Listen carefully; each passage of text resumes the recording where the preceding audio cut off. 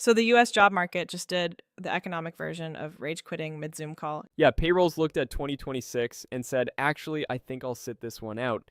Welcome, everyone. This is Weekly Market Breakdown, the show where we turn terrifying labor market charts into the emotional support podcast you play while pretending not to refresh LinkedIn every 10 minutes.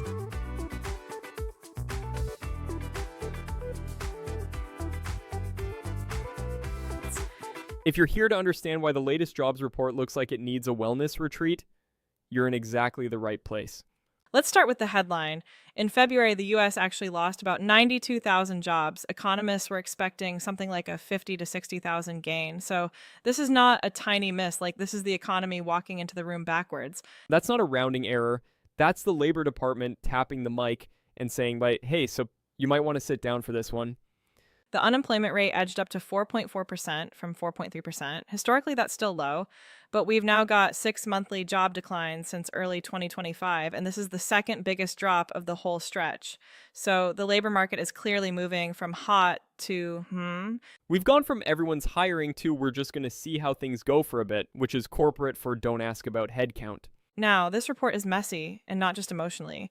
A big chunk of the hit came from a major healthcare strike that temporarily knocked roughly 28 to 30,000 jobs off the payroll count, plus a nasty winter storm that smacked construction, leisure, and hospitality. So some of this is snow and picket signs, not a full-on collapse. Love that the weather now moves markets. Somewhere a storm cloud is like, yeah, I shaved 0.2% off GDP, no big deal. But even after you mentally adjust for that, the pattern's not pretty. Prior months got revised down by a net 69,000 jobs, turning what used to be decent into meh, and job losses are broadening out. So it's not just one bad print, it's the trend line slowly losing caffeine. Revisions are like the director's cut of the economy, except every time it comes out, the movie is worse. Let's talk sectors. Healthcare, normally the unstoppable job machine, actually lost around 28,000 jobs because of those strikes. Information shed about 11,000 jobs as AI restructuring and post pandemic tech hangovers keep biting. Federal government employment dropped another 10,000, continuing a fall of roughly 330,000 federal jobs since late 2024. Transportation and warehousing, leisure and hospitality, manufacturing, they're all taking hits at the margin. So if your dream job was federal worker in an AI adjacent media startup that also delivers packages, maybe diversify.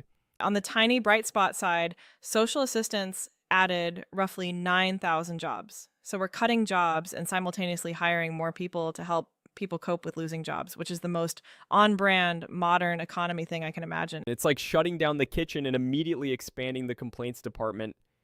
Here's the twist. Wages are still climbing.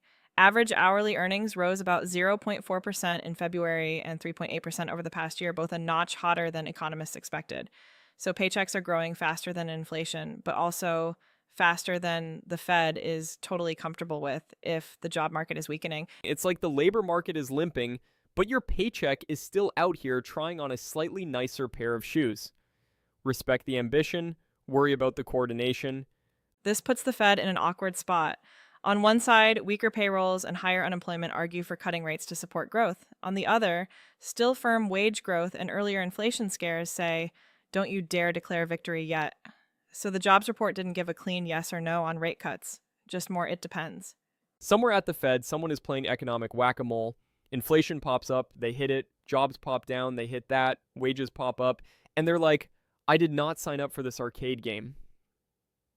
For regular humans, what this all means is if you're job hunting, it may take longer and feel more competitive, especially in fields like tech, media, government, and parts of manufacturing and logistics.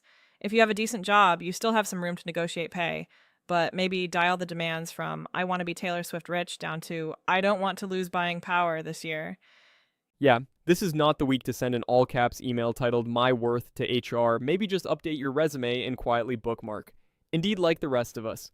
Big picture, a 4.4% unemployment rate is nowhere near crisis levels, but direction matters.